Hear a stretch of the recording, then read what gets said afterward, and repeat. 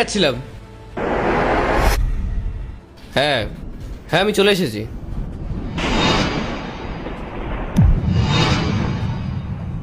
এক মিনিট রাখো তো ফোনটা, আমি পরে ফোন করছি।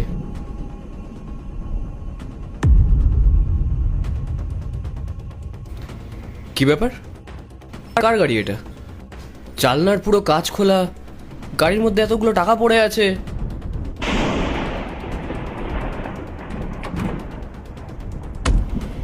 এ কি, গাড়ি তো লকও করা নেই।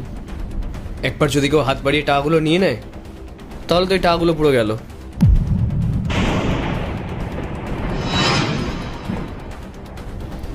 চারিদিক দিয়ে এত লোক যাচ্ছে, এইগুলোকে ফেলে আমি কি করে যাই? আমারও তো তাড়া আছে, একটু অপেক্ষা করেই যাই।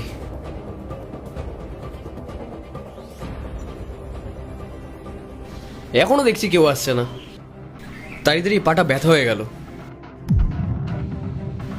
চাই গাড়ির উপরে গিয়ে বসি।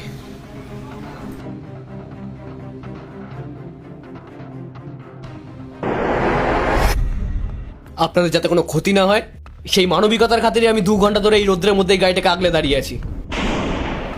দাঁড়িয়ে দাঁড়িয়ে পা ব্যথা করছিল বলে আমি এই গাড়িটার উপরে বসেছিলাম। আর আপনারা কি বলছেন আমি এই গাড়িটায় দাগ ফেলে দিয়েছি? আর এটা এত নড়বড়ে গাড়ি নয় যে একটু বসলেই এটায় দাগ পড়ে যাবে।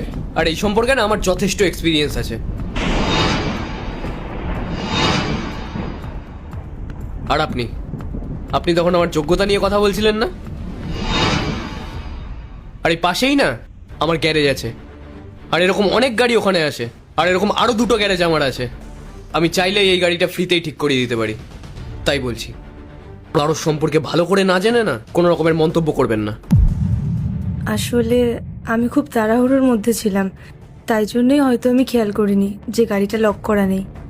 আরে ম্যাডাম, যতই ব্যস্ত থাকুন না কেন গাড়িটা লক করেছেন কিনা সেটা তো খেয়াল রাখবেন।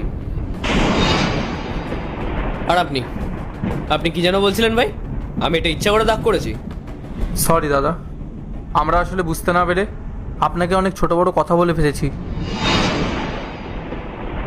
I am really sorry. আসলে আমি পরিস্থিতি না জেনেই আপনাকে অনেক উল্টোপাল্টা কথা বলে ফেলেছি। প্লিজ কিছু মনে করবেন না। ঠিক আছে, আর সরি বলতে হবে না। মানুষ চেনা অত সহজ না।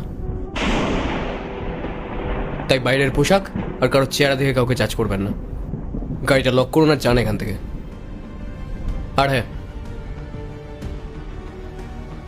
এই নিন, এটা আমার কার্ড। এই গাড়ির দাগটা আমি করিনি, এটা আগে থেকে